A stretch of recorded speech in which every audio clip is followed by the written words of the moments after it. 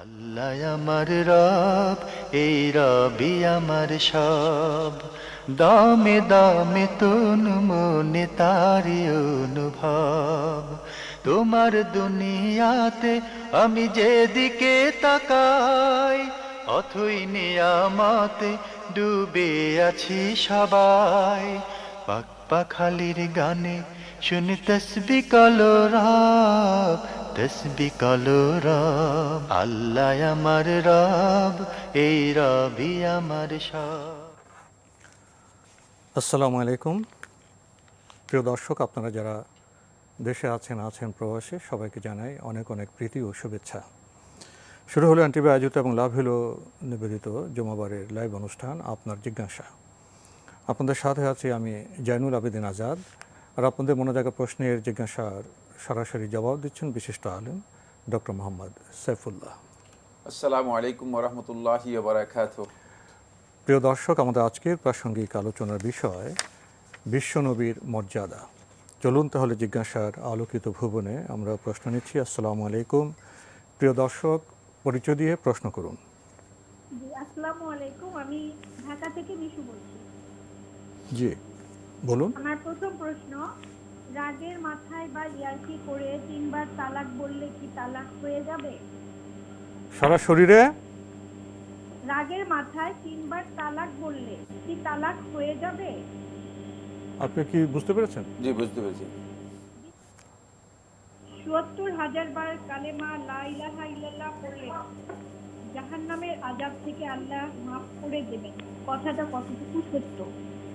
৭০,০০০ বার কালেমা লা ইলাহা ইল্লাল্লাহ পড়লে জাহান্নামের আযাব থেকে আল্লাহ মাফ করে দেবেন। ধন্যবাদ আপনাকে। আপনি দুটি প্রশ্ন করেছেন। প্রথম প্রশ্নের জবাবে কি বলবেন? প্রথমে আপনি বলেছেন যে প্রশ্নটি, সেটি হচ্ছে যে রাগের মাথায় যদি কেউ একসাথে 3 তালাক দেয় তাহলে তার তালাক প্রতীত হবে কিনা, তালাক হবে কিনা। এই মাসলাটি অনেক দীর্ঘ একটি আলোচ্য বিষয়। এর উপর শেখুল ইসলাম কাইয়িম রাহিমাহুল্লাহ তার একটি কিতাব লিখেছেন এবং ওলামায়ে কেরামগণ অনেক দীর্ঘ আলোচনা করেছেন। রাগের কতগুলো মারাতেব বা পর্যায় আছে।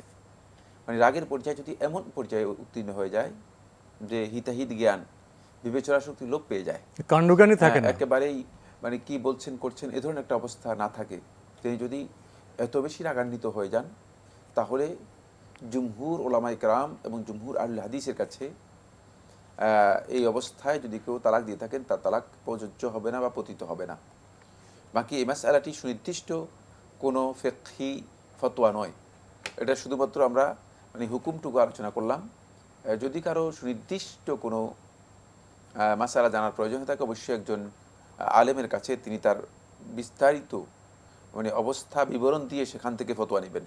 এখান থেকে ফতোয়া নিয়ে অনেকে আছে যে তিনি আরও মানে মিসগাইডেড হন, এবং অনেকেই এ ধরনের কৌশল অবলম্বন করে থাকেন, যেগুলো আমাদের কাছে ইতিমধ্যে প্রায় মানে অনেক অনেক লোক আমরা দেখেছি প্রায় সময় আসে একটা কথাই, সেটা হচ্ছে রাগের মাথায় তালাক দিয়েছি।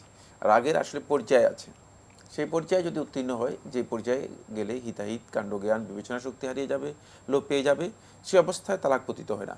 কিন্তু মানে আপনি রাগ হয়ে তালাক দিচ্ছেন কেন, বোঝা যাচ্ছে যে আপনার এখানে হয়তো জ্ঞান রয়েছে, বুঝ রয়েছে। তাই এক্ষেত্রে সেটা নির্ধারণ করবে যিনি ফতোয়া দিবেন, তিনি অবস্থাটা বুঝে সেখানে ফতোয়া দিবেন। এই মাসালাটি ফতোয়ার সাথে জড়িত, এই জন্য এটা বিস্তারিত যে কোনো একজন যোগ্য আলেমের কাছে জানিয়ে তার কাছ থেকে এই ফতোয়া নিতে হবে। আরেকটি বিষয়ে প্রশ্ন করেছেন, কেউ যদি ৭০,০০০ বার কালেমা পড়েন, তাহলে এর বদৌলতে কি তিনি জাহান্নামের আযাব থেকে মুক্তি পাবেন? না, এই মর্মে রাসূলুল্লাহ সাল্লাল্লাহু আলাইহি ওয়াসাল্লাম কোনো হাদিস সাব্যস্ত হয়নি। জি, ৭০,০০০ বার কালিমাত লা ইলাহা ইল্লাল্লাহ যদি পড়েন যে জাহান্নামের আগুন থেকে মুক্তি পেয়ে যাবেন, এই ধরনের বক্তব্য হাদিস দ্বারা সাব্যস্ত হয়নি। প্রিয় দর্শক, আজ 12ই রবিউল আউয়াল দিবসে আমরা বিশেষ আবেগের সাথে, তাৎপর্যের সাথে নবী সাল্লাল্লাহু আলাইহি ওয়াসাল্লামকে বিশেষভাবে আমরা স্মরণ করে থাকি। তবে নবী জীবনের চর্চা, তাকে স্মরণ তো আমাদের সারা বছরই করতে হবে। আমরা প্রতিদিন 5 ওয়াক্ত নামাজে তাকে স্মরণ করি, তার জন্য আমরা দরুদুস সালাম পেশ করি। তিনি তো আমাদের জীবনের সাথে খুবই প্রাসঙ্গিক, শুধু বিশেষ কোনো দিন বা দিবসের সাথে তিনি প্রাসঙ্গিক নন, তাকে সবসময় আমাদের স্মরণ করতে হবে। তবুও 12 রবিউল আউয়াল তারিখে আমরা তাকে বিশেষভাবে স্মরণ করি। তো আজকে আমাদের প্রাসঙ্গিক আলোচনার বিষয় বিশ্ব নবীর মর্যাদা, যদি এ বিষয়ে কিছু বলতেন। ধন্যবাদ। আমরা জানি আল্লাহ রাসূল সাল্লাল্লাহু আলাইহি ওয়াসাল্লামের মর্যাদা হচ্ছে গোটা উম্মতের উপর। গোটা উম্মতের জীবন, সম্পদ, পরিবার পরিজন যা কিছু আছে সব কিছুর চেয়ে আল্লাহ রাসূল সাল্লাল্লাহু আলাইহি ওয়াসাল্লামের মর্যাদা আর একটু বেশি। এই মর্যাদা যদি রাসূলুল্লাহ সাল্লাল্লাহু আলাইহি ওয়াসাল্লামকে আমরা দিতে না পারি, তাহলে আমরা সত্যিকার ঈমানের যেই দাবি রয়েছে সেই দাবি আমরা পূরণ করতে পারবো না। এই জন্য রাসূলুল্লাহ সাল্লাল্লাহু আলাইহি ওয়াসাল্লামের ভালোবাসা ও মর্যাদার বিষয়টি আল্লাহ সুবহানাহু ওয়া তাআলা এত বেশি গুরুত্ব দিয়েছেন যে আল্লাহ রাব্বুল আলামিন আল্লাহ তাআলার ভালোবাসা অর্জন করার জন্য আল্লাহ রাসূল সাল্লাল্লাহু আলাইহি ওয়াসাল্লামকে অনুসরণ করতে বলেছেন। রাসূলুল্লাহ সাল্লাল্লাহু আলাইহি ওয়াসাল্লামের ভালোবাসার দলিল হচ্ছে রাসূল সাল্লাল্লাহু আলাইহি ওয়াসাল্লামকে অনুসরণ করা। আল্লাহর ভালোবাসার দলিল হচ্ছে রাসূলুল্লাহ সাল্লাল্লাহু আলাইহি ওয়াসাল্লাম অনুসরণ করা। আল্লাহ তাআলার প্রতি ঈমানের দলিল হচ্ছে আল্লাহ রাসূল সাল্লাল্লাহু আলাইহি ওয়াসাল্লাম অনুসরণ করা। এবং আখিরাতের সফলতার মূল মানদণ্ড যেই মৌলিক ভিত্তির উপর প্রতিষ্ঠা করে আছে সেটি হচ্ছে রাসূল সাল্লাল্লাহু আলাইহি ওয়াসাল্লামের ভালোবাসা এবং রাসূল সাল্লাল্লাহু আলাইহি ওয়াসাল্লামের অনুসরণ করা। ফলে আল্লাহর বান্দাগণ ততক্ষণ পর্যন্ত তাদের কোনো আমল ইবাদত আল্লাহ রাব্বুল আলামিনের কাছে গ্রহণযোগ্যই হবে না যদি তারা আল্লাহ রাসূল সাল্লাল্লাহু আলাইহি ওয়াসাল্লামের প্রতি ঈমান না আনে এবং আল্লাহ রাসূল সাল্লাল্লাহু আলাইহি ওয়াসাল্লামের আনুগত্যকে স্বীকার না করে। যতক্ষণ পর্যন্ত স্বীকার করবে না ততক্ষণ পর্যন্ত তারা সত্যিকার ঈমানদারই হতে পারবে না। এই জন্য ইমাম কুরতুবী রাহমাতুল্লাহি আলাইহি আল জামি' আহকামিল কোরআনের মধ্যে উল্লেখ করেন, তিনি বলেন যে আল্লাহ রাসূল সাল্লাল্লাহু আলাইহি ওয়াসাল্লামের ভালোবাসাটি এটি ঈমান এবং ফরজ উম্মতের প্রত্যেকটি ব্যক্তির উপর। এই বিষয়ে সমস্ত যুগে সমস্ত উলামায়ে কেরামগণ ঐকমত পোষণ করেছেন এবং কেউ এই বিষয়ে দ্বিমত পোষণ করেননি। আর এই ভালোবাসাটুকু তাহকিক করার পদ্ধতি হচ্ছে আল্লাহ রাসূল সাল্লাল্লাহু আলাইহি ওয়াসাল্লামকে সর্বোচ্চ মর্যাদার আসনে আমাদেরকে সমাসীন করতে হবে। রাসূল সাল্লাল্লাহু আলাইহি ওয়াসাল্লামকে সর্বোচ্চ মর্যাদা দিতে হবে। সেই মর্যাদা আসলে আমরা রাসূলুল্লাহ সাল্লাল্লাহু আলাইহি ওয়াসাল্লামকে কীভাবে দিব? এখানেই আল্লাহ নবী সাল্লাল্লাহু আলাইহি ওয়াসাল্লাম, এখানে আসল বিষয়টা, এখানেই মানে মূল কথা। এই বিষয়টি আল্লাহ রাসূল সাল্লাল্লাহু আলাইহি ওয়াসাল্লাম সহিহ বুখারীর মধ্যে খুব স্পষ্ট করে বলে দিয়েছেন সেই মর্যাদা আমরা কিভাবে দিব। রাসূলুল্লাহ সাল্লাল্লাহু আলাইহি ওয়াসাল্লাম ইরশাদ করেন, লা তুতরুনি কামা আতরাতিন নাসারা ইবনে মারইয়াম, যে তোমরা আমার ব্যাপারে সীমালঙ্ঘন করো না, অতিরঞ্জন করো না, অতিরিক্ত করো না। কামা আতরাত আন নাসারা ইবনে মারইয়াম, যেমনিভাবে খ্রিস্টানরা ঈসা ইবনে মারইয়াম আলাইহিস সালাতু ওয়াস সালামের ব্যাপারে সীমালঙ্ঘন করেছে, এই ধরনের সীমালঙ্ঘন আমার ব্যাপারে করো না। কারণ ভালোবাসা এবং মর্যাদা দিতে গিয়ে করা যাবে না। হ্যাঁ, ভালোবাসা এবং মর্যাদার এই স্পর্শকাতর এই মানে দিগন্তে মানে অনেকে ভালোবাসতে বাসতে এক পর্যায়ে গিয়ে যদি কেউ স্ত্রীকে মা বলেন তাহলে তার এই ভালোবাসা কি সঠিক হবে? প্রশ্নই আসে না। আর যদি কেউ স্ত্রীকে মানে নিজের মেয়ে মনে করেন সীমালঙ্ঘন, তাহলে সীমালঙ্ঘন হবে না। সুতরাং খেয়াল রাখতে হবে যে ইসলাম এখানে গুরুত্বপূর্ণ দিক নির্দেশনা দিয়েছে, সেটা হলো লা তুতরুনি।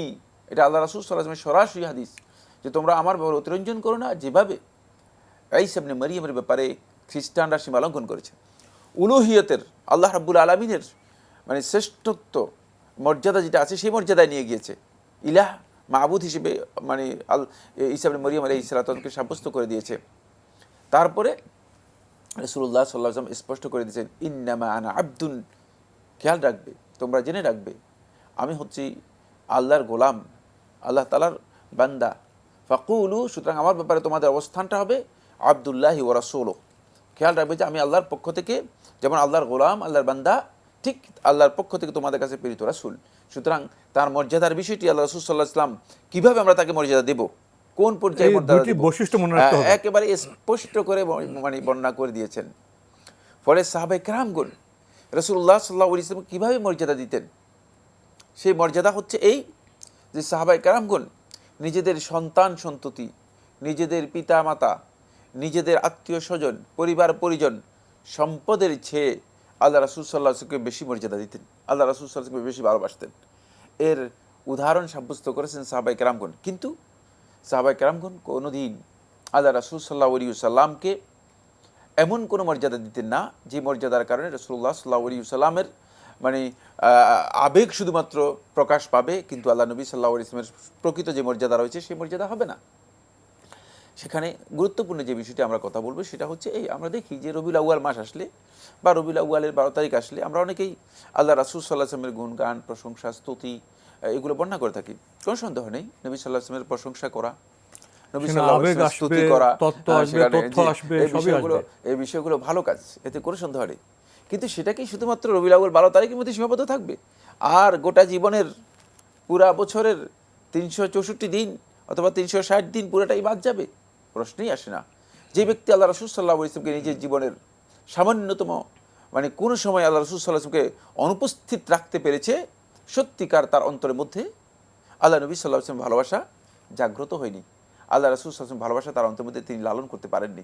তিনি যদিও মনে করেন যে তিনি রাসূল সাল্লাল্লাহু আলাইহি ওয়াসাল্লামকে ভালোবাসেন।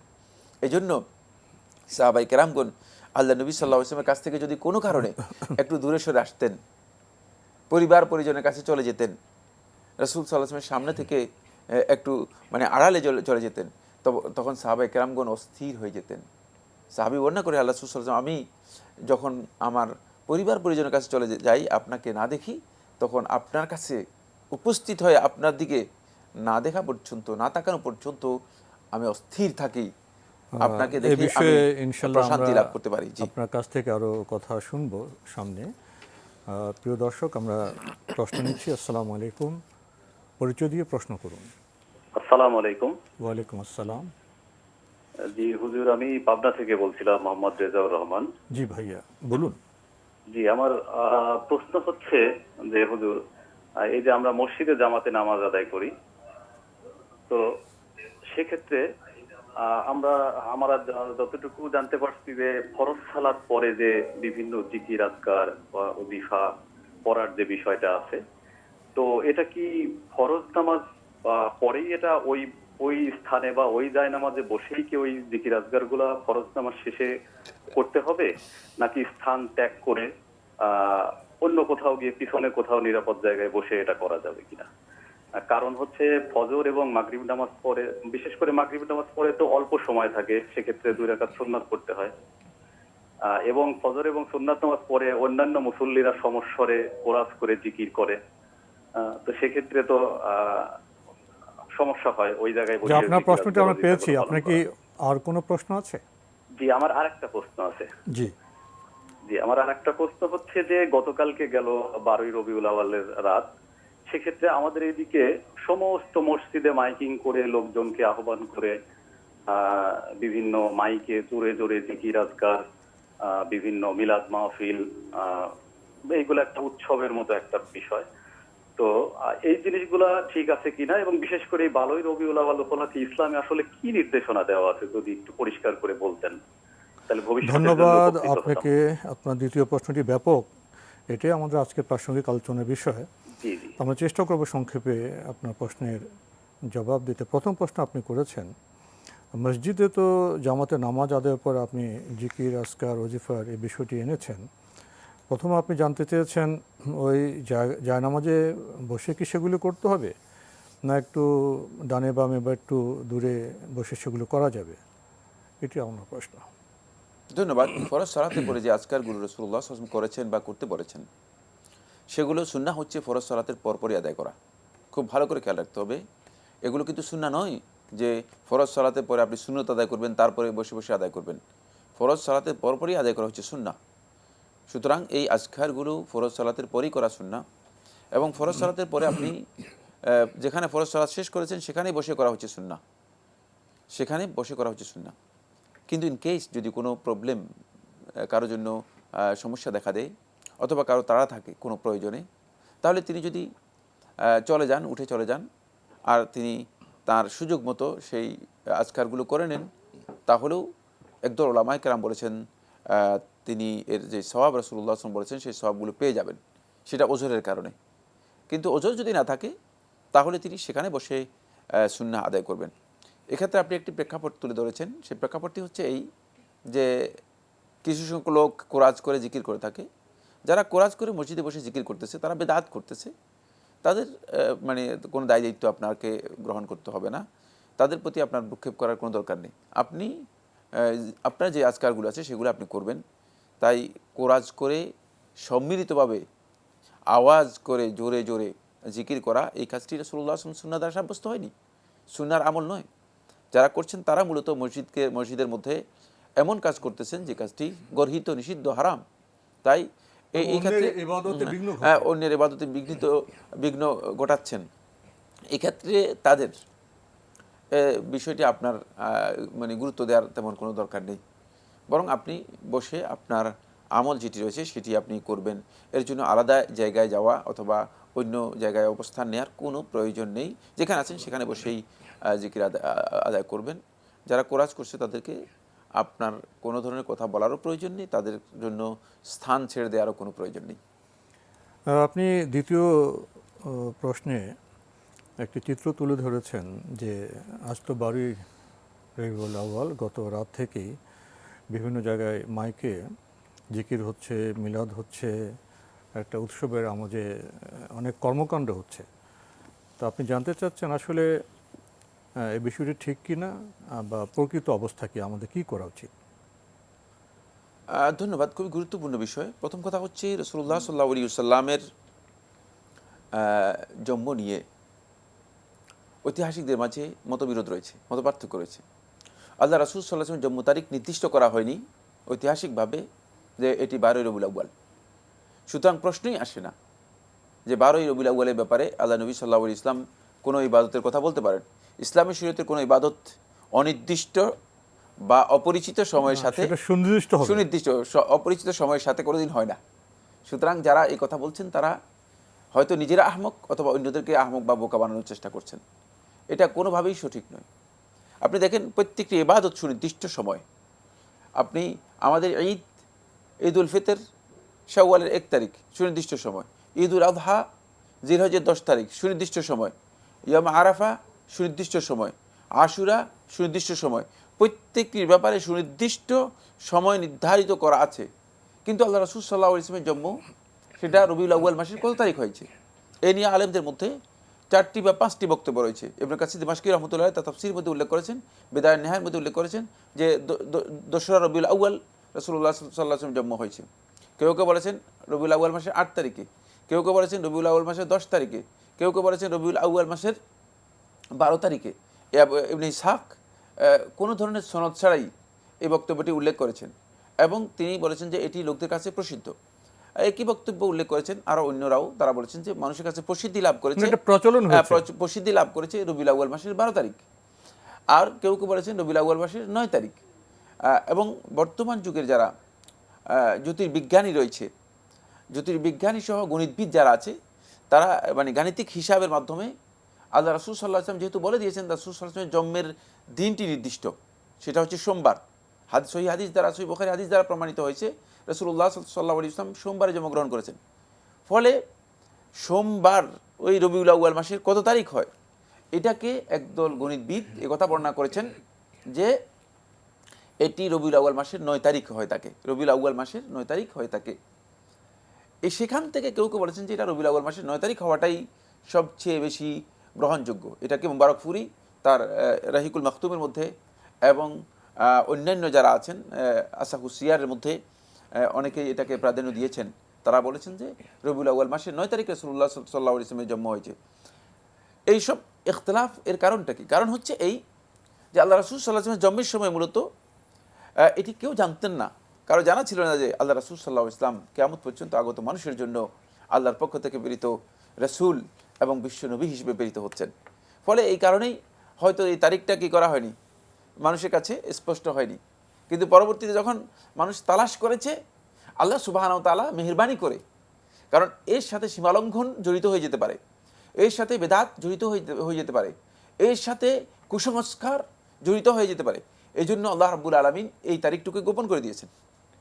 এই জন্য ঐতিহাসিকগণ এর সুনির্দিষ্ট তারিখের কোনো রেফারেন্স তারা তালাশ করে পাননি। অথচ এর বিপরীতে দেখেন সমস্ত উলামায়ে কেরামের ঐক্যমতে সাব্যস্ত হয়েছে আল্লাহ রাসূল সাল্লাল্লাহু আলাইহি ওয়াসাল্লাম 12 তারিখ ইন্তেকাল হয়েছে, ওফাত হয়েছে, 12 তারিখ ওফাত হয়েছে। তাহলে রাসূল সাল্লাল্লাহু আলাইহি ওয়াসাল্লাম ওফাতের বিষয়টি যেমন দিনটি সোমবার। না, সেটা রাসূল সাল্লাল্লাহু আলাইহি ওয়াসাল্লাম ওফাত সোমবার হয়েছে এবং 12 তারিখ হয়েছে। রাসূল এটা নির্দিষ্ট। হ্যাঁ, এটা নির্দিষ্ট। রাসূলুল্লাহ সাল্লাল্লাহু আলাইহি ওয়াসাল্লাম ওফাতের বিষয়টি কি উম্মত গুরুত্ব দেবে? না, আল্লাহ রাসূল সাল্লাল্লাহু আলাইহি ওয়াসাল্লামের শুধুমাত্র জন্মের দিনটাকে গুরুত্ব দেবে। রাসূলুল্লাহ সাল্লাল্লাহু আলাইহি ওয়াসাল্লাম ওফাতের বিষয়টি আমাদের কাছে অনেক বেশি গুরুত্বপূর্ণ, এই জন্য যেহেতু এটি উম্মতের হেদায়েতের সাথে এবং রাসূল সাল্লাল্লাহু আলাইহি ওয়াসাল্লামের ভালোবাসার সাথে জড়িত একটি বিষয়। তাই এখানে শুধুমাত্র আল্লাহ রাসূল সাল্লাল্লাহু আলাইহি ওয়াসাল্লাম যদি ধরে নেওয়া হয় যে 12ই রবিউল আউয়াল আল্লাহ নবী হাবিব সাল্লাল্লাহু আলাইহি ওয়াসাল্লামের জন্ম হয়েছে, মেনেই নিলাম যে প্রসিদ্ধ মত যেটা সেটা হয়েছে, তাহলে কিন্তু এখানে খুব ভালো করে খেয়াল রাখতে হবে যেটি সেটা হলো এই তারিখে রাসূলুল্লাহ সাল্লাল্লাহু আলাইহি ওয়াসাল্লাম ওফাত হয়েছে। এই তারিখে রাসূলুল্লাহ সাল্লাল্লাহু আলাইহি ওয়াসাল্লাম 12 রবিউল আউয়ালেই রাসূলুল্লাহ সাল্লাল্লাহু আলাইহি ওয়াসাল্লাম মক্কা থেকে মদিনায় হিজরত করে প্রবেশ করেছেন। ঐতিহাসিক বর্ণনার মাধ্যমে সাব্যস্ত হয়েছে। এই বর্ণনাগুলো সবগুলো সহি বর্ণনার মাধ্যমে সাব্যস্ত হয়েছে। আরও অনেক ঘটনা রয়েছে যেটি আমরা আজকের আলোচনা বলতে পারবো না, যেগুলো রবিউল আউয়াল মাসে রাসূলুল্লাহ সাল্লাল্লাহু আলাইহি ওয়াসাল্লাম জীবনে ঘটেছে। সুতরাং মানে ওই রাসূল সাল্লাল্লাহু আলাইহি ওয়াসাল্লাম গোটা জীবনী পুরাটাকেই খণ্ডিত করে শুধুমাত্র একদিন যদি আমরা কাট করে আল্লাহ রাসূল সাল্লাল্লাহু আলাইহি ওয়াসাল্লামের বের করি এবং সেটাকে যদি গুরুত্ব দিয়ে থাকি, তাহলে আল্লাহ নবী সাল্লাল্লাহু আলাইহি ওয়াসাল্লামের জীবনীকে আমরা সত্যিকারভাবে নিজেদের জীবনে বাস্তবায়ন করতে পারবো না, অনুসরণ করতে পারবো না, ভালোবাসা মর্যাদা দিতে পারবো না, শুধুমাত্র আবেগ দেখাতে পারবো।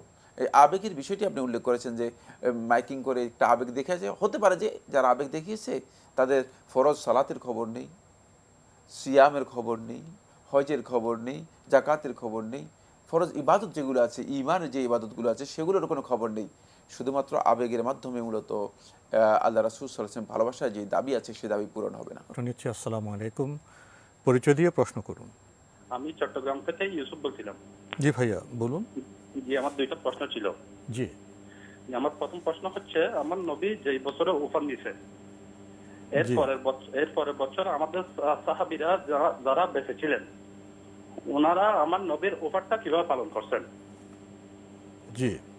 আর আমার দ্বিতীয় প্রশ্ন হচ্ছে, আমি যে ইমামের পিছনে নামাজ আদায় করি জামাতে, জি, উনি একটু মানে ওনার তেলাওয়াতগুলো একটু ক্লিয়ার নাই, তুতলা টাইপের আর কি।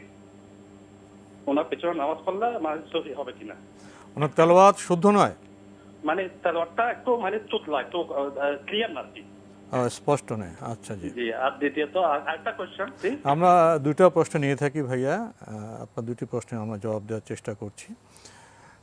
ধন্যবাদ আপনাকে। ওনার প্রথম প্রশ্ন, নবী সাল্লাল্লাহু আলাইহি ওয়াসাল্লামের ওফাতের পরে সাহাবীরা পরবর্তী বছরে তার ওফাতটা কিভাবে পালন করেছেন? ধন্যবাদ এই ভাইকে। আল্লাহ রাসূল সাল্লাল্লাহু আলাইহি ওয়াসাল্লাম ওয়াফাতকে আলাদাভাবে পালন করার কিছু বিষয় ছিল না। রাসূলুল্লাহ সাল্লাল্লাহু আলাইহি ওয়াসাল্লাম তার ওয়াফাতের বিষয়টি আলাদা কোনো আনুষ্ঠানিকতা অথবা কোনো প্রোগ্রাম হিসেবে আল্লাহ নবী সাল্লাল্লাহু আলাইহি ওয়াসাল্লাম সাহাবায়ে কেরামদেরকে বলে যাননি। সাহাবায়ে কেরামগণ রাসূল সাল্লাল্লাহু আলাইহি ওয়াসাল্লামের নির্দেশনার বাইরে কিছু নিজেরা আবিষ্কার করেন। ওনারা অনুষ্ঠান মনস্ক ছিলেন না, ওনারা ছিলেন তার আচরণকে, তার কথাকে অনুসরণ করা। রাসূল সাল্লাল্লাহু আলাইহি ওয়াসাল্লাম যেভাবে করেছেন সেটাই হচ্ছে ইসলাম। আর রাসূল সাল্লাল্লাহু আলাইহি ওয়াসাল্লাম যেভাবে করেননি, এটাকে নিজে আবিষ্কার করে তৈরি করার নাম এটা ইসলাম নয়। কিন্তু আল্লাহ রাসূল সাল্লাল্লাহু আলাইহি ওয়াসাল্লাম একটি কথা বলেছেন, সেটা হচ্ছে এই যে আমার উম্মত আমার মৃত্যুর পরে আমাকে হারানোর যে মুসিবতে তারা মুখোমুখি হবে, তারা তাদের জীবনে উম্মতের কেউ এত বড় মুসিবত এর মুখোমুখি আর কোনোদিন হবে না। যদি তারা আমাকে সত্যিকার ভালোবাসে, তাহলে তার যত মুসিবত আসুক, মুসিবতের সময় সে আমাকে হারানোর যে মুসিবত আছে এই মুসিবতটাকে যদি সামনে রাখে, তাহলে তার মুসিবতটুকু হালকা হয়ে যাবে। এটা সহিহ হাদিস দ্বারা সাব্যস্ত হয়েছে। সুতরাং আল্লাহ রাসূল সাল্লাল্লাহু আলাইহি ওয়াসাল্লাম ওয়াফাতের বিষয়টি উম্মতের জন্য রাজিয়াতুন বালিয়াতুন আকবারুল বালায়া, সবচেয়ে বড় মুসিবত উম্মতের জন্য। এটা যেহেতু সাহাবায়ে কেরামদের সবচেয়ে ভালোবাসার পাত্র প্রিয়ভাজন ব্যক্তি ছিলেন আল্লাহ রাসূল সাল্লাল্লাহু আলাইহি ওয়াসাল্লাম, ফলে সাহাবায়ে কেরামগণ অনেকেই সহ্য করতে পারেননি। তার মধ্যে যে আল্লাহ রাসূল যে সাহাবী সহ্য করতে পারেননি তিনি হচ্ছিলেন বিলাল ইবনে রাবাহ রাদিয়াল্লাহু তাআলা আনহু। কিন্তু চলে গেলেন তিনি এরপরে আর আল্লাহ রাসূল সাল্লাল্লাহু আলাইহি ওয়াসাল্লাম মসজিদে একদিনের জন্য খুতবা দিতে আসেননি, আজান দিতে আসেননি। তিনি মদিনা থেকে চলেই গেলেন। এই জন্য চলে গেলেন যে মদিনাতে যদি তিনি থাকেন তাহলে তিনি আল্লাহ রাসূল সাল্লাল্লাহু আলাইহি ওয়াসাল্লামের এই যে এটাকে বিয়োগের যে একটা বেদনা, যে কষ্ট, এই কষ্টে হয়তো তিনি হয়তো একেবারেই নিজেকে পরিপূর্ণরূপে নষ্ট করে দেবেন, ক্ষতিগ্রস্ত হয়ে যাবেন। এই জন্য তিনি এটাকে ভুলার জন্য তিনি সরে গিয়েছেন। ফলে সাহাবায়ে কেরামদের অনেকের এই অবস্থান ছিল, কিন্তু ওয়াফাতের ভিন্ন কোনো আয়োজন সাহাবায়ে কেরামদের কাছে ছিল না, যেমনিভাবে সাহাবায়ে কেরামদের কাছে আল্লাহ রাসূল সাল্লাল্লাহু আলাইহি ওয়াসাল্লাম মিলাদের ভিন্ন কোনো আয়োজন ছিল না। উনি আরেকটি প্রশ্ন করেছেন, উনি যে মসজিদে জামাতে নামাজ পড়ে থাকেন সে মসজিদের ইমামের তেলাওয়াত উনি বলছেন যে স্পষ্ট নয়, ক্লিয়ার নয়, তো এখন তার পেছনে কি উনি নামাজ পড়বেন? জি, নামাজ পড়বেন এবং নামাজ হয়ে যাবে। জি জি। প্রিয় দর্শক, আমরা টেলিফোন নিচ্ছি। আসসালামু আলাইকুম, পরিচয় দিয়ে প্রশ্ন করুন। লাইনে আছেন? হ্যালো, আসসালামু আলাইকুম। ওয়ালাইকুম আসসালাম, আপনার পরিচয় দিয়ে প্রশ্ন করুন। আমি নওগাঁ থেকে রনি বলছি। জি ভাইয়া বলুন। আমার প্রশ্ন, মুসাফির কোনো মুসাফির সফর থাকা অবস্থায় যদি কোনো কারণে জুমার নামাজ না পড়তে পারেন, তাহলে জোহরের নামাজ কি 2 রাকাত পড়বেন? ধন্যবাদ আপনাকে। পেয়েছেন তো প্রশ্ন? জি, প্রশ্ন পেয়েছি। হ্যাঁ, মুসাফির ব্যক্তি জোহরের সালাত কসর করবে, সফর অবস্থায় 2 রাকাত পড়বে। জি, আমরা জানলাম। প্রিয় দর্শক, প্রশ্ন নিচ্ছি। আসসালামু আলাইকুম, পরিচয় দিয়ে প্রশ্ন করুন। আসসালামু আলাইকুম ওয়া রাহমাতুল্লাহি। ওয়ালাইকুম আসসালাম ওয়া রাহমাতুল্লাহ। আমি পাবনা থেকে সোহাদ বলছিলাম। জি বলুন। আমার হলো 2টা প্রশ্ন আছে। জি। ওই করুন, প্রশ্ন করুন। আমাদের মসজিদে অনেকেই ফজরের নামাজ পায় না, ফজরের নামাজের পর ফজরের আগে সুন্নতটা পড়ে। জি। ওই সুন্নতটা কি হবে? আচ্ছা, আর কোনো প্রশ্ন আছে? আরেকটা হলো ওই যে অনেকের মারা যায় 3 দিন পর খয়রাত দেয়, ওই খয়রাতটা কি দিয়া ঠিক? ভাই, খরাটা কি করে? খাওয়া দাওয়া করে? খাওয়া খাওয়া-দাওয়া দেয়, হ্যাঁ, খতম দেয়, খাওয়া-দাওয়া দেয়। জি জি জি, ধন্যবাদ আপনাকে। আমরা প্রথম প্রশ্ন, ওনাদের মসজিদে দেখা যায় অনেকে ফজর নামাজটা বোধ হয় পায় না অর্থ হয়তো ইমামের সাথে পায় না। এরপর উনি বলছেন যে তারা এরপরে আগে সুন্নত পড়ে তারপরে ফরজ পড়ে, তাদের কি এই নামাজ হবে? নামাজ না হওয়ার কোনো কারণ তো আমি দেখি না। মানে প্রশ্নটা কি সেটা যদি স্পষ্ট জামাতে হয়নি। কেউ নামাজ না পেলো, হ্যাঁ, তাহলে তিনি জামাত না পেলে তিনি জামাতে মানে পরবর্তী জামাতে অংশগ্রহণ করবেন। আর যদি পরবর্তী জামাত না পায় থাকেন, তিনি একাকী সালাত আদায় করবেন। সালাত না হওয়ার বিষয়টি একাকী সালাত আদায় করতে গেলে প্রথমে সুন্নত পড়বেন তারপরে ফরজ পড়বেন। সুন্নত এবং ফরজ, একাকী যদি আদায় করেন তাহলে সুন্নত এবং ফরজ পড়বেন। জি, তো নামাজ তো হয়ে যাবে। উনি আরেকটি প্রশ্ন করেছেন, ওনাদের এলাকায় কেউ মারা গেলে 3 দিন পর ওনাদের পরিভাষা হলো খয়রাত, তারপর ব্যাখ্যা করলেন সেখানে খাওয়া দাওয়া ইত্যাদি হয়। কোরআন খতম মানে খাওয়া দাওয়া করা হয় হয়। থাকে না, এটি নবী সাল্লাল্লাহু আলাইহি ওয়াসাল্লাম সুন্নাহ দ্বারা সাব্যস্ত হয়নি। যে আমলটুকু সুন্নাহ দ্বারা সাব্যস্ত হয়নি, এটি ইবাদত হিসেবে করা জায়েজ নেই। কারণ ইবাদত হিসেবে সওয়াবের জন্য আমরা যদি করি তাহলে এটা বেদাত হবে। ইবাদতের জন্য অবশ্যই দলিল থাকতে হবে। খেয়াল রাখতে হবে যে প্রত্যেকটি ইবাদতের জন্য যদি দলিল না থাকে তাহলে সেই ইবাদতটি করা হারাম, ইবাদত হিসেবে সে কাজটি করা হারাম। তাই যেহেতু দলিল নেই, এই কাজটি করার প্রয়োজন নেই। এক্ষেত্রে আপনি যে কোনো ব্যক্তি মারা গেলে তার জন্য সদকা করে দিতে পারেন, দান খয়রাত করতে পারেন। কিন্তু এই আপনি যে প্রক্রিয়া বলেছেন 3 দিন বা 3য় দিন কোরআন খতম করা এবং অনুষ্ঠান করে লোকদেরকে খাওয়ানো, এই কাজটি সুন্নাহ দ্বারা সাব্যস্ত হয়নি।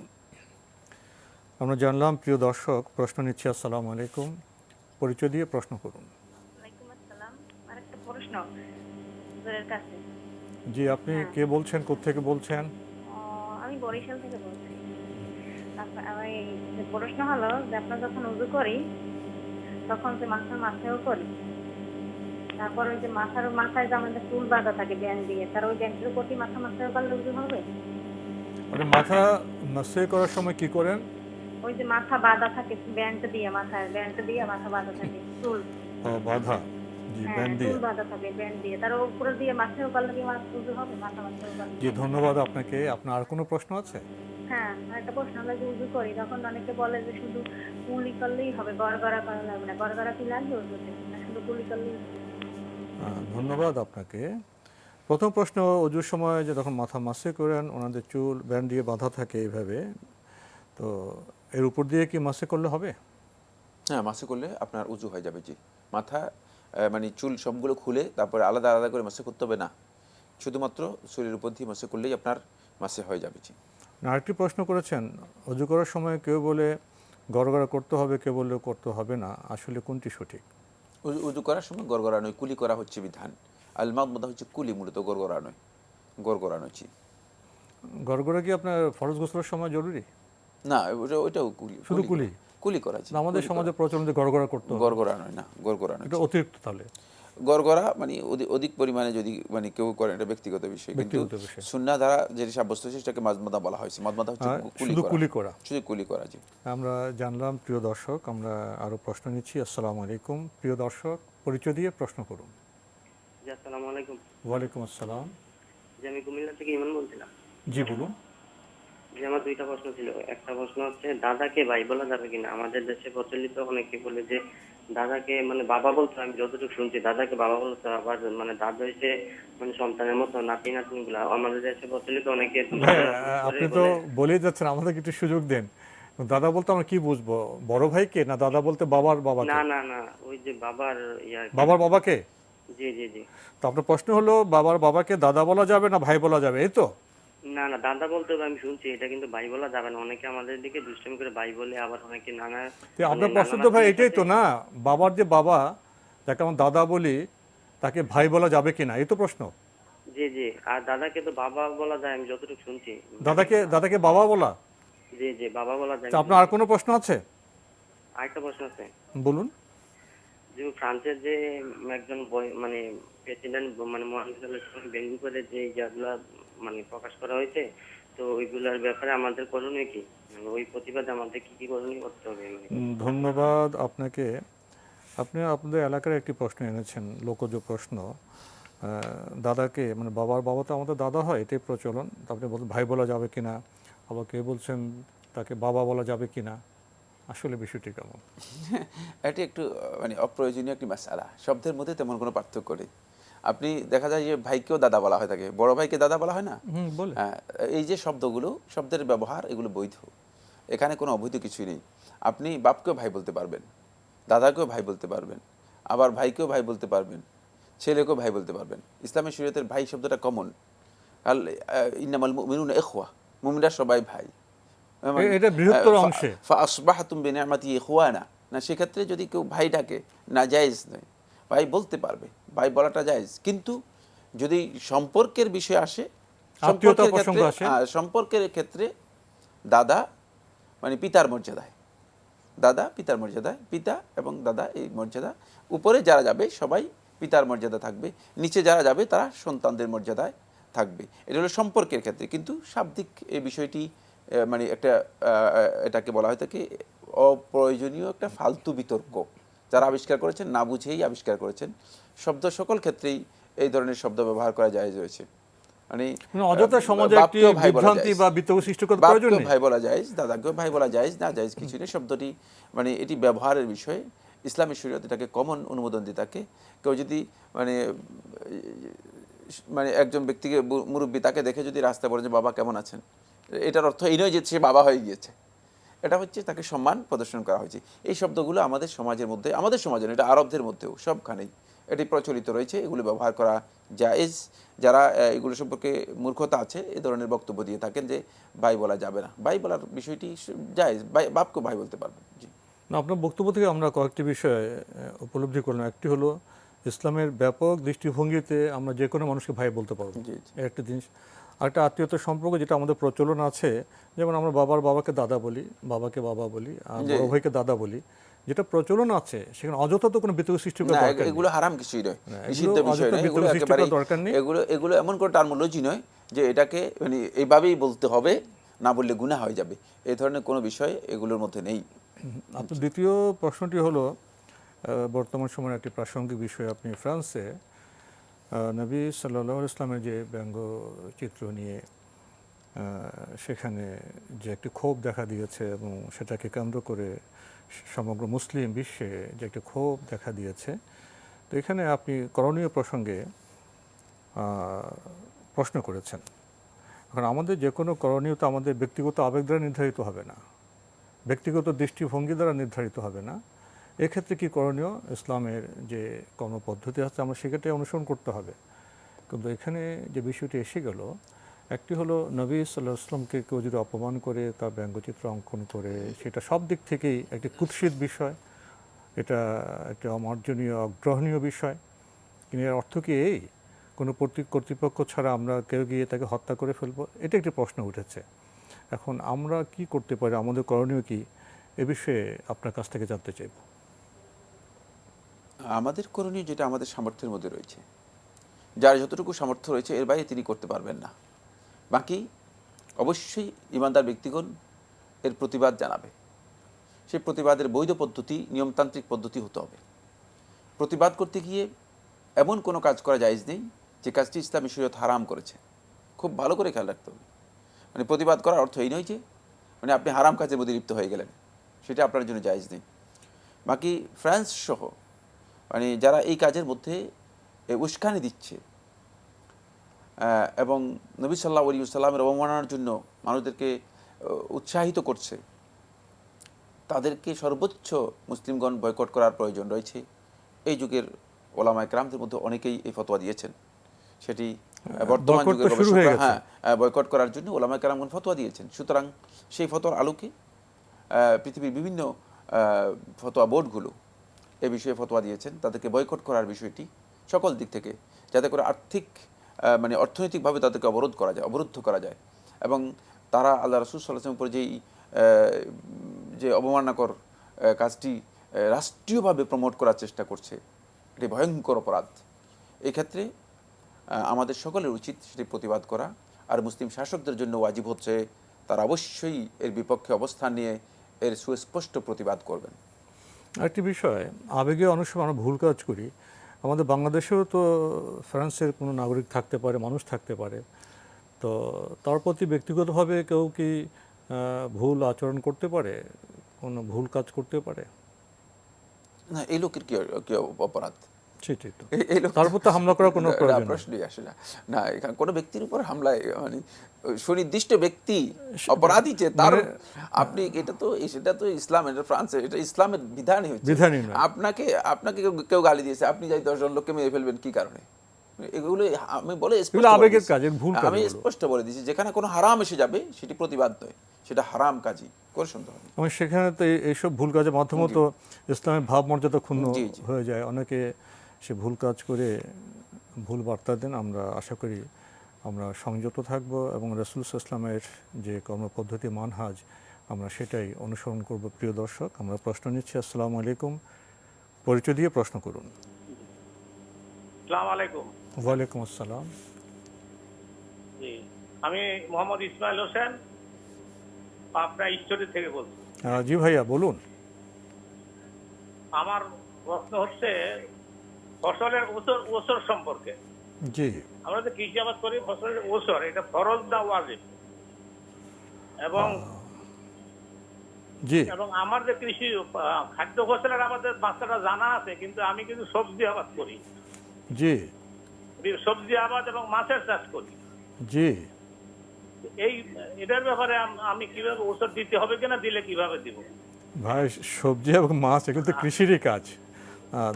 আর কোনো প্রশ্ন আছে? প্রশ্ন হলো নামাজ সম্পর্কে। নামাজে 4 রাকাত বিশিষ্ট, জি 4 রাকাত বিশিষ্ট নামাজে, যে আরেকটা 4 রাকাত বিশিষ্ট নামাজে, জি, নামাজে 2 রাকাতের পরে তাশাহুদের পরে যদি দুরূদ পড়ে ফেলি, জি, তাশাহুদের পরে দুরূদ পড়ে ফেললে সেইখানে আমাকে সহযোগিতা দিতে হবে। ধন্যবাদ আপনাকে, আপনি খুব সুন্দর প্রশ্ন করেছেন। প্রথম প্রশ্ন ফসলের ওসর প্রসঙ্গে, এটা কি ফরজ না ওয়াজিব?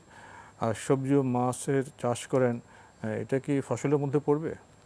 ধন্যবাদ। প্রথম কথা হচ্ছে ওসর যেটাকে বলা হচ্ছে, এটি জাকাত, এটা ফরজ।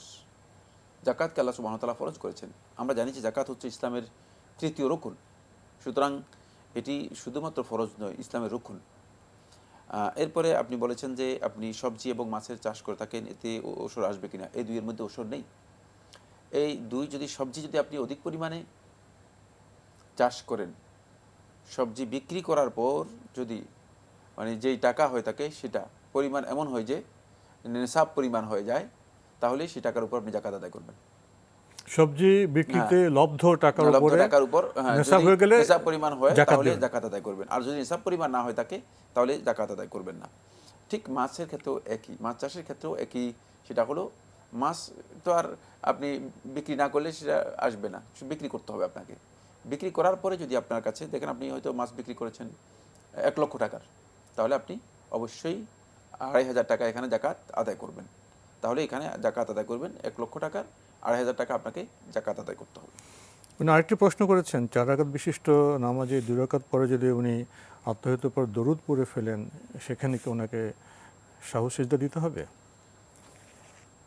না, এতে সাহু দিতে হবে না, সাহু সিজদা দিতে হবে না।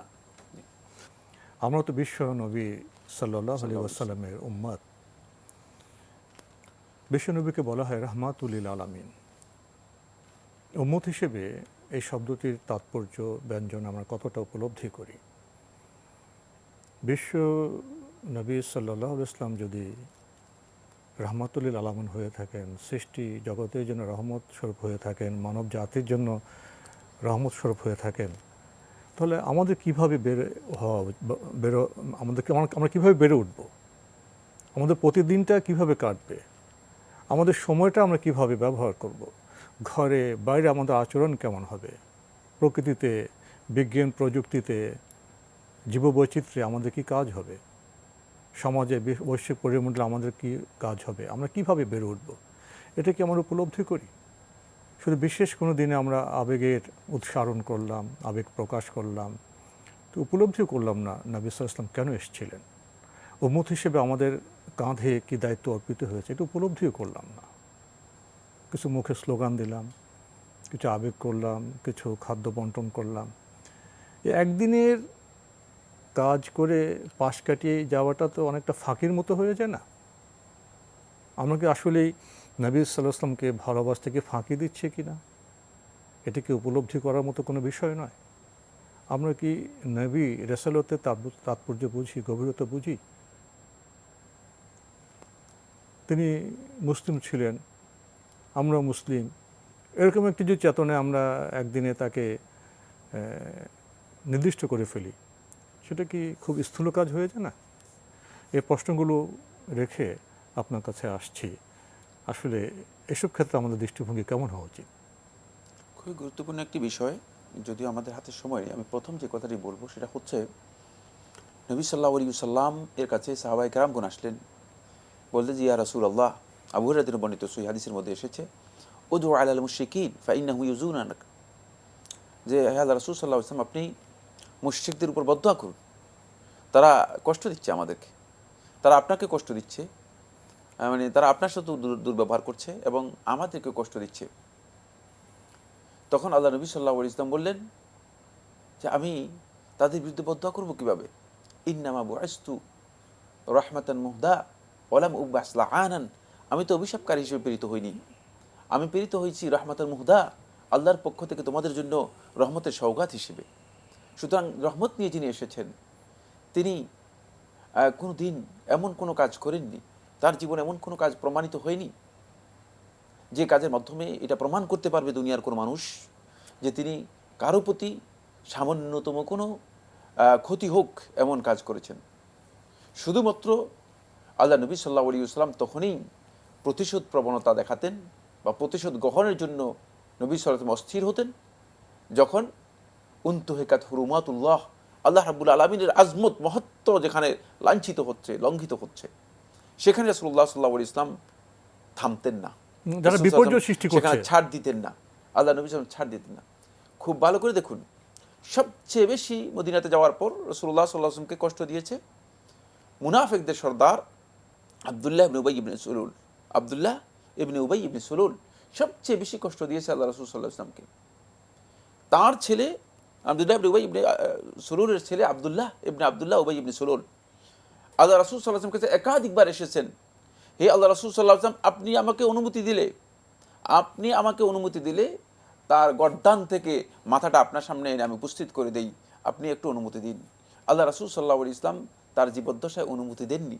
শুধু অনুমতি দেননি তা নয়, রাসূলুল্লাহ সাল্লাল্লাহু আলাইহি ওয়াসাল্লাম এই আব্দুল্লাহ ইবনে উবাই ইবনে সুলুলের মৃত্যুর পরে যখন আব্দুল্লাহ এসে মানে তার ছেলে এসে যখন রাসূল সাল্লাল্লাহু আলাইহি ওয়াসাল্লামকে বললেন যে আমার এই পিতা যিনি আপনাকে এত কষ্ট দিয়েছে সে তো মারা গিয়েছে, তখন আল্লাহ রাসূল সাল্লাল্লাহু আলাইহি ওয়াসাল্লাম শুধু তাই করেন, রাসূল সাল্লাল্লাহু আলাইহি ওয়াসাল্লাম তার জানাজায় পর্যন্ত অংশগ্রহণ করেছেন।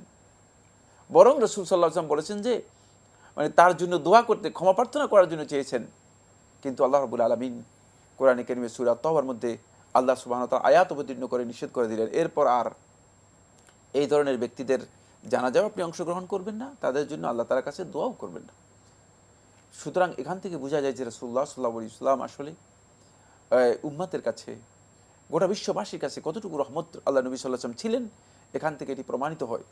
দুর্ভাগ্যের বিষয় হচ্ছে আমরা আল্লাহ রাসূল সাল্লাল্লাহু আলাইহি ওয়াসাল্লামের প্রকৃত অবস্থানটাকে আমরা মানুষের কাছে তুলে ধরতে পারিনি।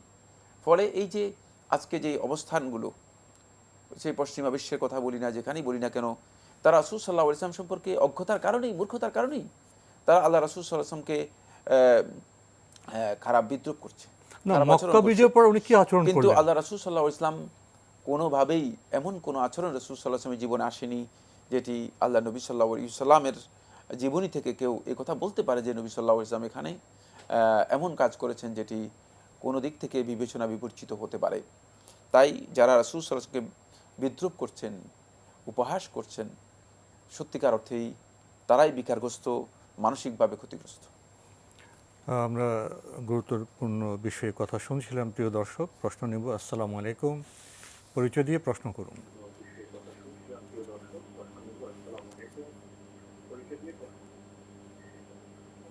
লাইনে আছেন? হ্যালো, আসসালামু আলাইকুম। ওয়ালাইকুম আসসালাম, পরিচয় দিয়ে প্রশ্ন করুন। আমরা আপনাকে শুনছি। আমার নাম আপনার মোহাম্মদ হানিফ, আমি নারায়ণগঞ্জ থেকে বলছি। জি বলুন, আমরা আপনাকে শুনছি। আমার প্রশ্ন হলো যে করোনার জন্য যে আমরা যে নামাজের টাইমে মুখে মাস্ক পরে নামাজ পড়ি এবং কাতার 3 ফুট ফাঁক রেখে নামাজ পড়ি, আসলে এটা ইসলামে কতটুকু সম্মতি করে?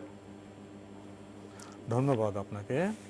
করোনা পরিস্থিতির কারণে আমরা যে মাস্ক পরে নামাজ পড়ছি, ফাঁক রেখে নামাজ পড়ছি, এতে কি কোনো অসুবিধা হচ্ছে? প্রথম কথা হচ্ছে সলাতের সাধারণ বিধান এটা নয়। সলাতের বিধান হচ্ছে তিনি মুখ খুলেই এবং সলাতের যেই বৈধ পদ্ধতি রয়েছে, মানে কাতার পরিপূর্ণ করে কাতারের মধ্যে ফাঁক না রেখেই তিনি সলাত আদায় করবেন, এটা হচ্ছে বিধান, স্বাভাবিক বিধান। হ্যাঁ, স্বাভাবিক বিধান এবং সুন্নাহ।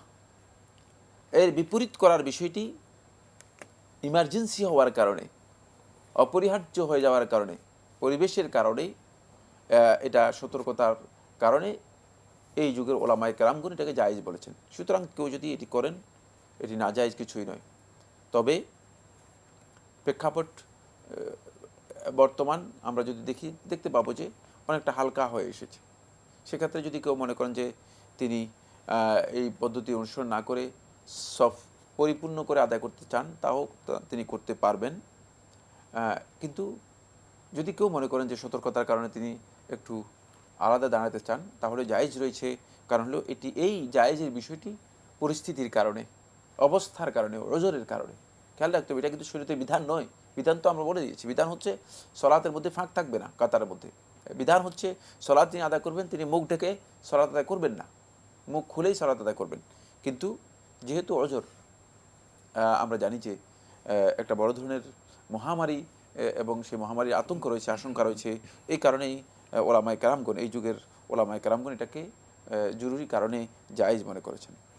পৃথিবীর বিভিন্ন দেশে তো সেকেন্ড ওয়েভ আসছে, সেখানে কোথাও কোথাও রাতে কারফিউ হচ্ছে, লকডাউন হচ্ছে, আবার নতুনভাবে বাংলাদেশেও এমন বার্তা দেওয়া হয়েছে যে শীতকালে এই মৌসুমটায় আবার দ্বিতীয় ওয়েভ আসতে পারে এবং কেউ কেউ লক্ষণও প্রকাশ করেছেন। তাহলে বাংলাদেশে তো আপনার যে মাসালা দিয়েছেন তা নিরিখে আমাদেরকে সতর্ক থাকা প্রয়োজন। আমরা সতর্কতার বিষয়ে দ্বিমত পোষণ করছি না, সতর্কতা সর্বাবস্থায় করা দরকার, অবস্থা বুঝে, পরিস্থিতি বুঝে। কিন্তু যদি মানে কোনো কারণে মানে মনে হয় যে পরিবেশ হালকা হয়েছে, সেক্ষেত্রে যদি কেউ সতর্কতা অবলম্বন না করে, তিনি নাও করতে পারেন। তবে আমাদের সমাজের মধ্যে প্রবণতাটা একটু বেশি, আবেগ, মানুষ বেশি আবেগকে ব্যবহার করে বিবেকের চেয়ে। ফলে দেখা যায় যে তিনি মনে করেন আমার সতর্কতার প্রয়োজন কি না, এই কাজটি শুদ্ধ নয়, এই চেতনা ভুল। হ্যাঁ, আমরা জানলাম বিষয়টি সম্পর্কে। প্রিয় দর্শক, প্রশ্ন নিচ্ছি। আসসালামু আলাইকুম, পরিচয় দিয়ে প্রশ্ন করুন। আসসালামু আলাইকুম। ওয়ালাইকুম আসসালাম। আমি ফারুক বলছিলাম চট্টগ্রাম হালিশহর থেকে। জি জি ভাইয়া, আমার দুইটা প্রশ্ন ছিল। একটা হচ্ছে, আমি আসলে বেসরকারি চাকরি করি, তো সেই সুবাদে আমাদের তো ধরেন চাকরি শেষে কিছুই থাকে না, হ্যাঁ। তো সেই জন্য আমি জীবন বীমায় একটা পেনশন স্কিম করেছিলাম, যেটা আফটার 55 ইয়ার্স তারা আমাকে 20,000 টাকা করে দিবেন। এটা এখন এই যে পেনশন স্কিমটা আমি করলাম জীবন বীমায়, সেটা আপনার শরীর সম্মত কিনা? সেখানে কি আপনার সুদের সংযোগ আছে? আসলে ঘর তো কোনো কিছুই লিখা নেই। তো যখনই আমরা স্টাডিং এ ছিলাম, আমি তাদের থেকে ব্রোশিয়ারটা নিয়েছিলাম। তো সেখানে তারা লিখেছিল যে আপনার জীবন বীমার সকল স্কিম শরীয় সম্মত। এখন আসলে তো আমরা জানি না। আমি তাদেরকে প্রতি বছরই একটা অ্যামাউন্ট দিয়ে যাচ্ছি, যেটা আজ আমি 55 বছর পর্যন্ত আমি দিব আমার বয়স। পরবর্তীতে তারা আমাকে 56 বছর থেকে 20,000 টাকা করে প্রতি বছর দিবেন, প্রতি মাসে দিবেন এজ এ আপনার পেনশন। জি, ধন্যবাদ আপনাকে। জি, আরেকটা প্রশ্ন ছিল, সেটা হচ্ছে আমার বাসার খুবই সন্নিকটে মসজিদ।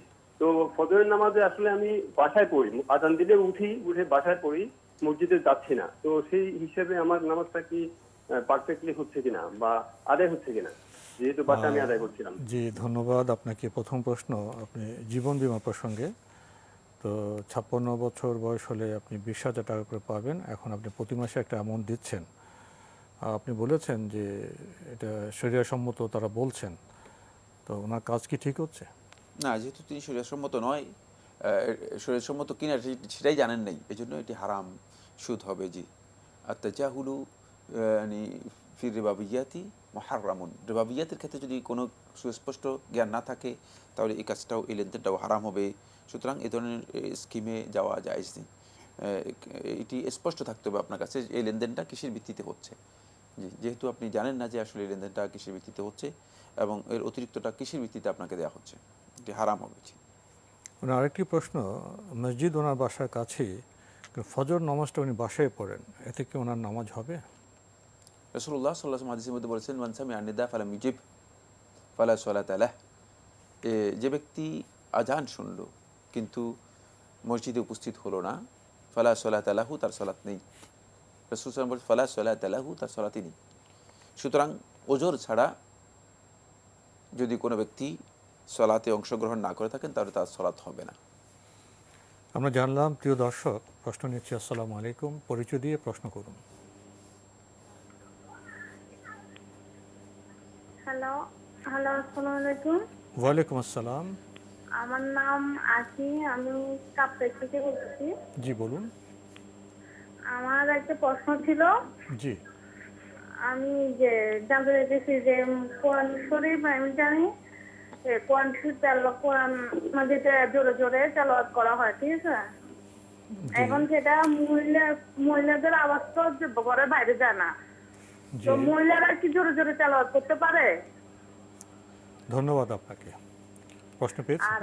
হ্যাঁ, আর প্রশ্ন আছে? জি, বলুন বলুন। আরেকটা প্রশ্ন, যে আমাদের জুমার নামাজ পড়ছি আমরা শুক্রবারে। জি, আমাদের মুরব্বীরা বলতেছে যে জুমার নামাজ পুরুষরা মসজিদ থেকে আসা না পর্যন্ত মহিলারা নাকি নামাজটা পড়তে পারে না, সেটা কি সত্যি নাকি? ধন্যবাদ আপনাকে। প্রথম প্রশ্ন তো পেয়েছেন। হ্যাঁ, জোরে জোরে যদি ঘরের মধ্যে কোরআন তেলাওয়াত করে থাকে, মহিলাদের জন্য জায়েজ আছে কিনা? আসলে কোরআন তেলাওয়াতের আদব হচ্ছে জোরে জোরে নয়। কোরআন তেলাওয়াতের আদব হচ্ছে কোরআন তেলাওয়াত করবে দুনাল জাহরি মিনাল কাউল, মানে স্বাভাবিকভাবে মানুষ যে কথা বলে থাকে এর চেয়ে বেশি উচ্চ আওয়াজ হবে না, এর চেয়ে বেশি উচ্চ আওয়াজ হবে না। চিল্লাইয়া অনেক আওয়াজ করে কোরআন তেলাওয়াত করা উচিত নয়, সুন্নাহ পরিপন্থী কাজ। বাকি এক্ষেত্রে যদি কোনো মহিলা ঘরে তিনি আওয়াজ করে, মানে এই আওয়াজে, যে আওয়াজের কথা আমি বলি, স্বাভাবিক যেমন কথাবার্তা বলে, স্বাভাবিক আওয়াজ, যে স্বাভাবিক যে আওয়াজ রয়েছে, এই আওয়াজে তিনি যদি তেলাওয়াত করে থাকেন, ভিন্ন কোনো পুরুষ তার তেলাওয়াত না শুনে, তাহলে এটি তার জন্য জায়েজ রয়েছে, না জায়েজ কিছুই নয়, এটি তার জন্য জায়েজ রয়েছে। আরেকটি প্রশ্ন করেছেন, কেউ কেউ বলছেন যে জুমার দিনে পুরুষরা জুমার নামাজ শেষ করে বাসায় না আসলে এর আগে যদি মহিলারা জোহর পড়ে সেটা ঠিক হবে না। না, এই বক্তব্য সঠিক নয়। যে পুরুষরা আসা পর্যন্ত মহিলারা অপেক্ষা করবে তারপরে সালাত আদায় করবে, এই বক্তব্য সঠিক নয়।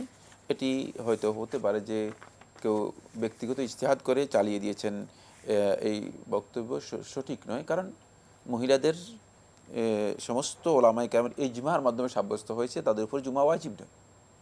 সুতরাং তারা যখনই জোহরের ওয়াক্ত হয়ে যাবে তারা জোহরের সালাত আদায় করে নিতে পারবে। আমরা জানলাম বিষয়টি সম্পর্কে। প্রিয় দর্শক, সময়ের কারণে আমরা আজকে আর প্রশ্ন নিতে পারছি না, তবে আপনাদের অবগতির জন্য জানাতে পারি আপনার জিজ্ঞাসা অনুষ্ঠানটি সপ্তাহের রবি, সোম, মঙ্গল, বুধে 4 দিন বিকেল 5:30টায় সম্প্রচার হয়ে থাকে। ওইসব অনুষ্ঠানে আপনাদের মনোজাগা প্রশ্ন চিঠির মাধ্যমে, ইমেলের মাধ্যমে পাঠাতে পারেন। আমাদের ঠিকানা পরিচালক আপনার জিজ্ঞাসা, এনটিভি, বিএসসিসি ভবন, 7ম তলা, 102 কাজী নজরুল ইসলাম অ্যাভিনিউ, কারওয়ান বাজার, ঢাকা 1215। ইমেল অ্যাড্রেস আপনার জিজ্ঞাসা @ntvbd.com। প্রিয় দর্শক, আপনারা এনটিভি অনলাইনেও আমাদের অনুষ্ঠান দেখতে পারবেন। ভিজিট করুন www.ntvbd.com। এছাড়া ইউটিউবে এবং আমাদের ভেরিফাইড ফেসবুক পেজে অনুষ্ঠান দেখতে পারবেন। প্রিয় দর্শক, সবশেষে রয়েছে গ্রন্থ পরিচিতি। আমাদের আজকের গ্রন্থের নাম মুহাম্মদ সাল্লাল্লাহু আলাইহি ওয়াসাল্লামের জীবনী আর রাহিকুল মাখতুম। এর লেখক আল্লামা শফিউর রহমান মোবারকপুরী।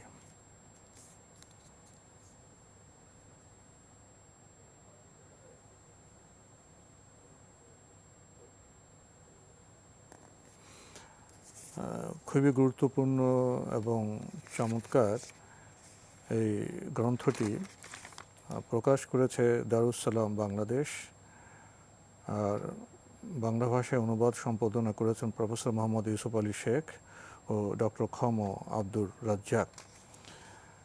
এই গ্রন্থটির মূল্য 750 টাকা। দীর্ঘ সূচি রয়েছে,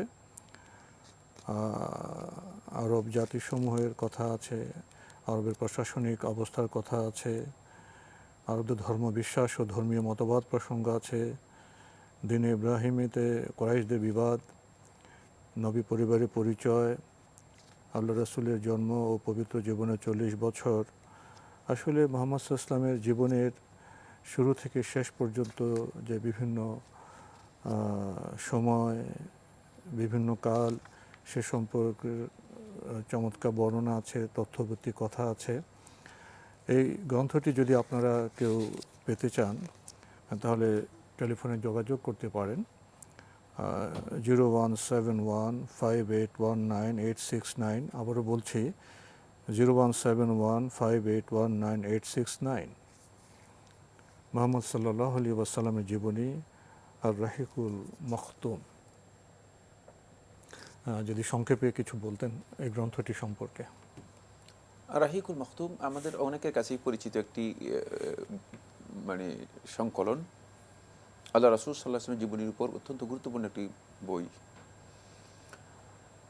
আমরা রাসূল সাল্লাল্লাহু আলাইহি ওয়াসাল্লামকে না জানলে রাসূল সাল্লাল্লাহু আলাইহি ওয়াসাল্লামের মর্যাদা, ভালোবাসা, রাসূলুল্লাহ সাল্লাল্লাহু আলাইহি ওয়াসাল্লামের শ্রেষ্ঠত্ব কোনোটাই প্রমাণ করতে পারবো না। এখানেই আমাদের সবচেয়ে বড় ব্যর্থতা। যারা আজকে রাসূল সাল্লাল্লাহু আলাইহি ওয়াসাল্লাম ভালোবাসার কথা বলে বিভিন্ন ধরনের কুসংস্কারে লিপ্ত আছেন অথবা বিভিন্ন ধরনের আবেগতাড়িত প্রোগ্রাম করে যাচ্ছেন, তাদের অনেকেই রাসূল সাল্লাল্লাহু আলাইহি ওয়াসাল্লামের প্রকৃত পরিচয় জানেন না। রাসূল সাল্লাল্লাহু আলাইহি ওয়াসাল্লামের জীবনী সম্পর্কে তারা কেউ স্টাডি করেন না। ফলে আল্লাহ রাসূল সাল্লাল্লাহু আলাইহি ওয়াসাল্লামকে বিজ্ঞ সমাজে, যারা সভ্য সমাজ আছে তাদের কাছে তুলে ধরতে আমরা অক্ষম হয়ে গিয়েছি। সে অক্ষমতার কারণেই আল্লাহ রাসূল সাল্লাল্লাহু আলাইহি ওয়াসাল্লামের প্রকৃত প্রতিনিধিত্ব মুসলিম উম্মার কাছ থেকে পাওয়া যাচ্ছে না।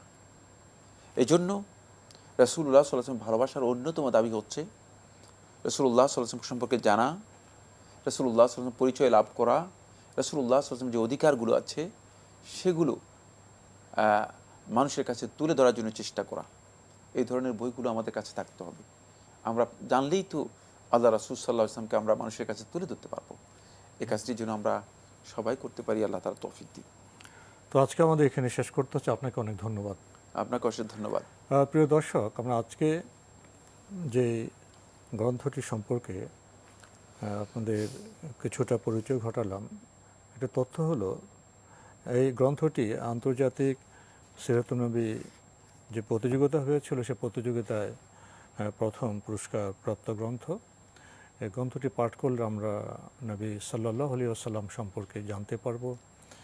আর কোনো মানুষকে জানলে তো আমরা তার মর্যাদা এবং তিনি কেন এসছেন সে বিষয়গুলো সম্পর্কে অবগত হতে পারবো।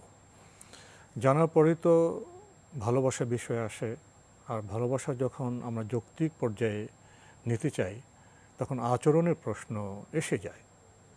তাই এখানে আজকে আমরা এই আহ্বান জানাবো, আসুন আমরা নবী সাল্লাল্লাহু আলাইহি ওয়াসাল্লামকে জানি এবং প্রতিদিনের যে আমাদের পাঠ্যসূচি সেখানে যেন এই গ্রন্থটি থাকে।